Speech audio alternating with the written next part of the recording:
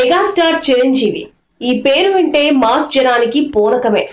ఆయన సినిమాలకు రిలీజ్ రోజునే క్యూలో నించుని ఎవరైనా చొక్కాలు చింపుకోవాల్సిందే. ఆయన డాన్సుల్ని, ఫైట్స్ ను తొలి రోజునే చూసుకుని మురిసిపోవాల్సిందే. దాదాపు 3.5 దశాబ్దాల కాలం పాటు తెలుగు తెరను ఏలిన చిరంజీవికి అసలు హీరోగా తొలి ఛాన్స్ ఎలా వచ్చిందో తెలిస్తే ఎవరైనా షాక్ అవ్వాల్సిందే.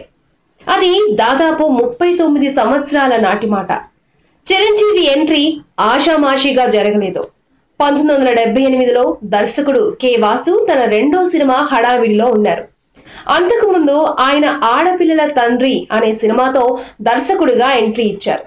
ఆ సినిమా సూపర్ హిట్ అవడంతో ఆయనకి దర్శకుడిగా మంచి ఆఫర్స్ వచ్చాయి.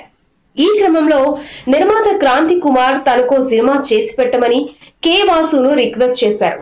అయితే కథ కోసం ఎక్కడికి పోనక్కర్లేదు, అక్కడ దగ్గరలో ప్రదర్శిస్తున్న ఓ నాటికను చూసి రమ్మని కె. వాసుకు చెప్పడంతో కె. వాసు ఆ నాటికను చూడడం జరిగింది. అది సిఎస్ రావు అనే రచయిత రాసిన నాటిక. దాన్ని సినిమా కథగా రాసుకున్నారు కె. వాసు. క్రాంతి కుమార్ ఈ సినిమా కోసం ఓ ఒరియా అమ్మాయిని సెలెక్ట్ చేశారు. హీరోగా అప్పట్లో బాగా పేరున్న సత్యేంద్ర కుమార్ ను సెలెక్ట్ చేశారు. అయితే సత్యేంద్ర కుమార్ సెలెక్షన్ కె. వాసుకు నచ్చలేదు. హీరోగా వేరే కుర్రాడిని తీసుకుందామని చెప్పారు. ఆ మర్నాడు ఈ సినిమాలో హీరో వేషం వేయడానికి ఒక కుర్రాడు వచ్చాడు. అతడు చూడ్డానికి బాగున్నాడు అనిపించింది కె. వాసుకే. ఈ సినిమాలో అతడి వేషం ఒక అమాయక పల్లెటూరి కుర్రాడి వేషం.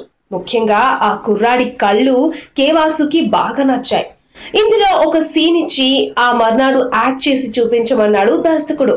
ఆ కుర్రాడు ఆ మర్నాడు కరెక్ట్ టైంకి సెట్స్ కొచ్చి నటించి చూపించాడు.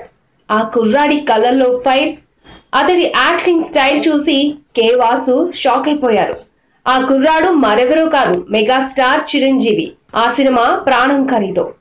అసలు సత్యేంద్ర కుమార్ ఇందులో హీరోగా చేసి ఉంటే చిరంజీవి ఎంట్రీ జరిగేదా? అసలు సత్యేంద్ర కుమార్ ను ఎందుకు రిజెక్ట్ చేశానో, చిరంజీవిని హీరోగా ఎందుకు తీసుకున్నానో ఇప్పటికీ నాకు తెలీదు అని కె. వాసు ఇప్పటికీ అంటూ ఉంటారు. అలా చిరంజీవి ఎంట్రీ తెలుగు తెర మీద జరిగిపోయింది. అసలు ఆయనకి హీరోగా ఛాన్స్ వచ్చిన పునాది రాళ్ళు అప్పటికి సగం సినిమా షూటింగ్ జరుపుకుని ఆగిపోయింది. ఈ సినిమా రిలీజ్ అయిన కొద్ది కాలానికి ఆ సినిమా రిలీజ్ అయింది. అది సంగతి. ఈ వీడియో మీకు నచ్చితే ప్లీజ్ ఓ లైక్ కొట్టండి, మీ ఫ్రెండ్స్ కు షేర్ చేయండి. ఇలాంటి మరిన్ని ఆసక్తికరమైన విషయాలు తెలుసుకోవాలనుకుంటే దయచేసి మా యూట్యూబ్ ఛానల్ ను సబ్స్క్రైబ్ చేయడం మాత్రం మరవకండి. Thanks for watching.